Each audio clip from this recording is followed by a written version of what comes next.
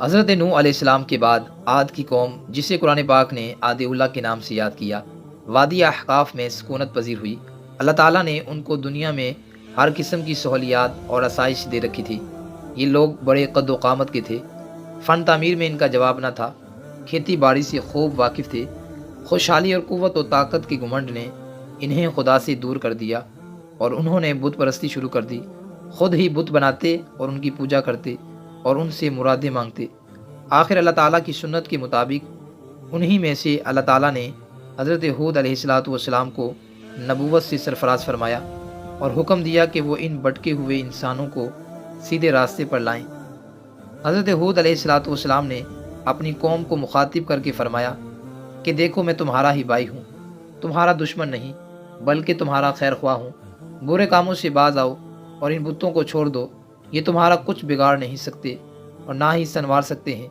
ایک خدا کی عبادت کرو جس نے اپنے فضل و کرم سے تم کو طاقت، قوت اور مال و دولت اور دنائی سے سرفراز کیا۔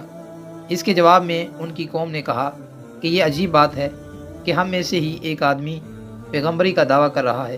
اگر خدا نے پیغمبر بنانا تھا تو صرف تم ہی اس عزت کے لیے رہ گئے تھے، اور یہ کیسے ہو سکتا ہے کہ جن بتوں کو ہمارے آباء و اجداد پوجتے آئے ہیں ان کو تیرے کہنے پر پوجنا چھوڑ دیں۔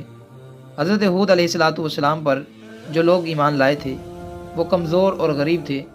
جب قوم عاد نے اپنے پیغمبر کی کسی بات پر دھیان نہ دیا بلکہ الٹا حضرت ہود علی نبی جنا و علیہ السلام کا تمسخر اڑایا تو اللہ تعالیٰ نے ان پر یہ عذاب نازل کیا کہ آسمان پر ایک بادل نمودار ہوا، جس کو دیکھ کر عاد کے لوگ خوش ہوئے کہ بارش آنے والی ہے جو ہماری کھیتیوں کو ہرا بھرا کر دے گی۔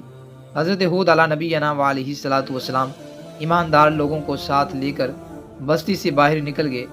اس بادل نے بعد میں ایک خوفناک آندھی کی شکل اختیار کر لی جو 8 دنوں اور 7 راتوں تک متواتر چلتی رہی، اور اس نے قوم عاد کے تمام سرکش انسانوں کو موت کے گھاٹ اتار دیا، اور اس طرح خدا کے غضب کا شکار ہو کر یہ قوم دنیا سے نیست و نابود ہو گئی۔